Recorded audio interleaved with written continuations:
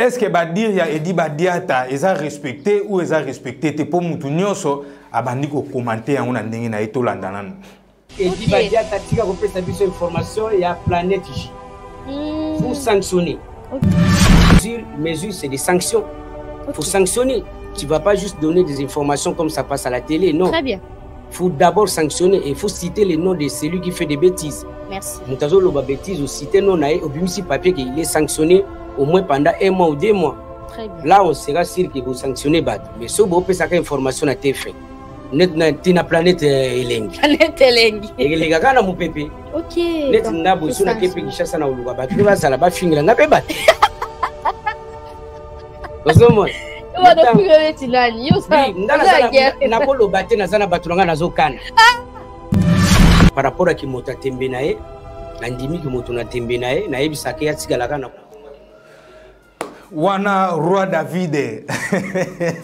Wana roi David. Roi David à la muki, to ebita la muki lui wapi. Edi Badia to luki ba problème ko la musi tina ba roi David. O ba kanaki na bango kutu même pas ya ko kota makamu mais ba koti kaka po o la musi ba on na ndinga mabe. Edi Badia ta Roi David, on dirait que à Koki Kozala na moins raison. Pourquoi Koki Kozala na moins raison? Parce que Naoki Roi David a dit que ce qui mutoyo a fingi bêtise, il faut citer les noms de la personne au PCI suspension. Au PCI suspension, mutoyo dit que non muté tel à loba qui bouille a finga qui tel yango ba PCI suspension. Mais au ezake y a batunyo so sanisi liboki ezoye banate est-ce que tout le monde na ba 20 jours à nyonso tout. Bobo ki si bango to bazo continuer kama solo. Poto yebite batu wana nyonso tout bobo ki si bango po bino batu bobenga bango. Bino batu bo sayela bango ba passeport bo sombela bango ba billet bo zula bango ba visa ya komema bango na ba poto bo berger bango na ba hôtel bo tambola na batu wana.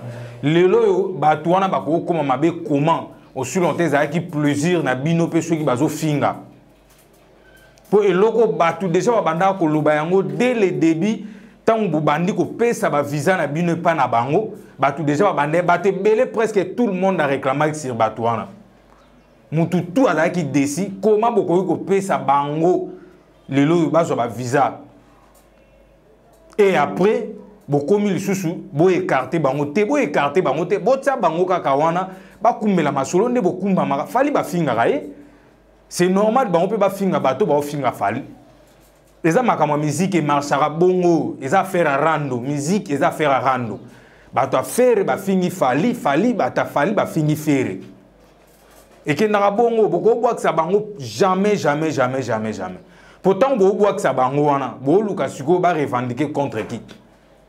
Pour ceux qui vont faire face à Bino et au coma le sous baza ben grand logo la yorobo. Pour yoya bongo, ok baza batu oyo boko garder bango Bino moko en réalité soto lobito lande la makambu bien pendant la logique des choses Bino nan bocha batu wana na lignée mo ya bien té. Ok ceux qui baza ki bateau na kata groupe oyo groupe il a fallu ezana ba bureau ezana comité o eza comité ya communication ya fallu ezali. Et Mouto Yaza, où ya simbi côté communication, yé wanande aza censé pour ya kolande laka, batuna ye oyo, bazo kendara kolo, bato ba lobara déjà comme ba 20 jours, donc presque tout le monde là où to yebi ou ba fingara. Au moni que non, 20 jours a fingi nan botali vidéo, bo bengi 20 jours à suspension. Il y a 1 mois, il y a 2 semaines. C'est ça, c'est normal. Bo tala nan ya fingi Valdi yaka. La vidéo na yo au fingi pona nini suspension 2 mois ezalaka bongo bino bo marché na batu baninga ba accompagner to lobite ke bangonde ba bandi carrière a falité pourtant fali abandaki carrière na de près kachaka bango bazaki te lelo a komi fali o ya komi fali aigle et lobite ke mutu nyonso tout d'ailleurs azalaka ka accompagner na batu ndenge yo kaka bino ba bureau boza accompagner na fali ndenge bango pe baza accompagner ka nde bazo accompagner fali baza batu quand même bo respecter pe bango ceux qui bazo finga par sentiment te basala ngo par sentiment te po ba yebi ke musala ka ya ko finga nde bo memela bango poto pour ceux bazai ko finga te ba ninga ba koma même pas poto bo ninga bo pesa bango ba visa te.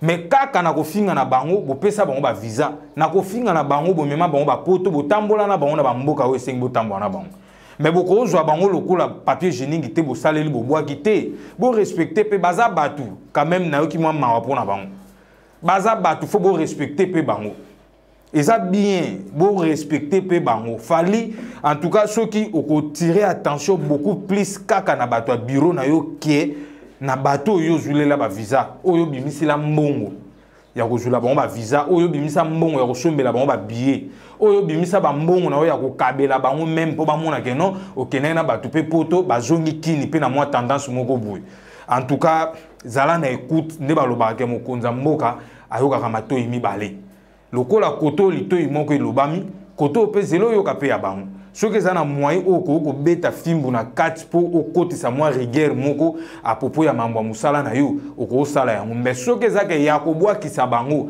ngai na kozala d'accord nango te mpo nayebi osepela na mosala na bango yango mema bango poto mpo soki osepelaka nango te okomema bango poto te onungaki wa abandonné bango ana Kinshasa bazopotana kande bazopotana bongo mais lokolo memaka bango fali osepelaka pe naza sûr osepelaka pe otalaka malgré bolobi ke non babiloko na mino bosalaka misusu totalaka ngo te botalaka so botalaka ngo te boko réclamer bongo te so botalaka ngo te boko réclamer bongo te.